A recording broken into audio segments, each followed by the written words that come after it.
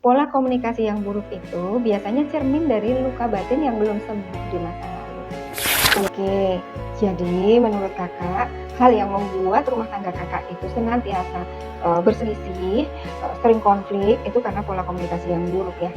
Nah, di sini saya mau sharingkan nih, pola komunikasi yang buruk itu biasanya cermin dari luka batin yang belum sembuh di masa lalu.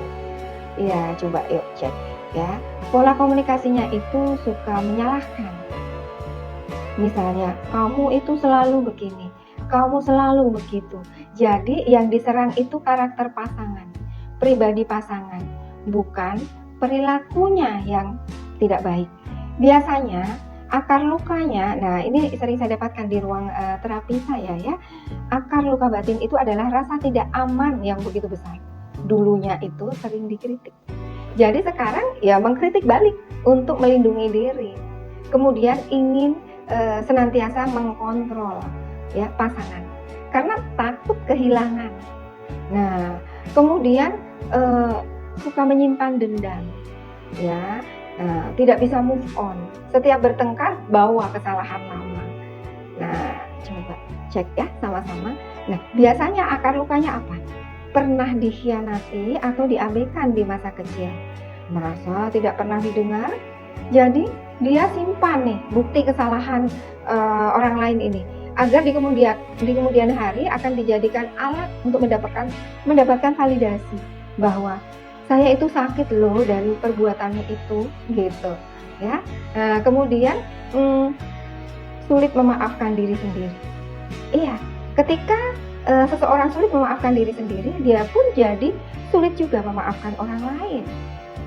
Dan akhirnya pola komunikasi yang diam sama sekali. Bahkan banyak yang mengalami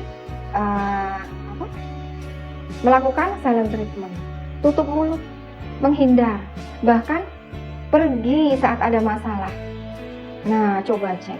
Jika pasangan melakukan itu atau bahkan diri sendiri gitu ya, coba sadari di masa lalu pernah nggak melihat, mendengar maupun merasakan ya konflik ya. Jadi menyaksikan trauma konflik ketika kecil. Mungkin di rumah sering ribut, orang tua seringkali bertengkar atau bahkan terjadi KDRT. Akhirnya ya bagi seseorang yang mengalami konflik ketika kecil ini, konflik itu adalah bahaya. Dan ketika dia diam, maka dia akan selamat. Jadi diam ini menjadi mekanisme bertahannya. Lebih baik aku diam daripada tambah ribut, tambah runyam gitu. Dan akhirnya dia merasa tidak berdaya.